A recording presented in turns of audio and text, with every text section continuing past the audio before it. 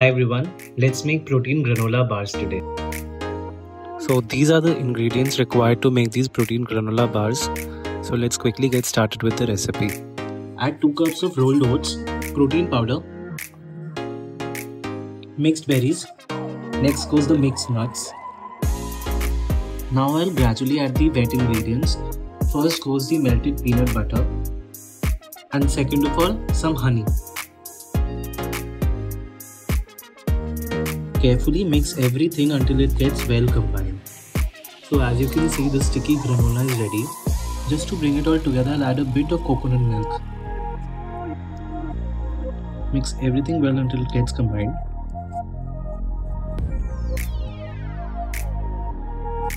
Transfer to the baking dish.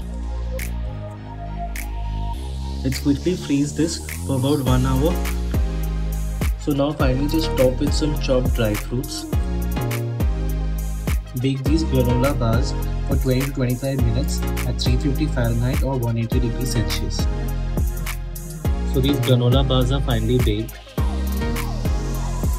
Let's just drizzle some melted dark chocolate on top.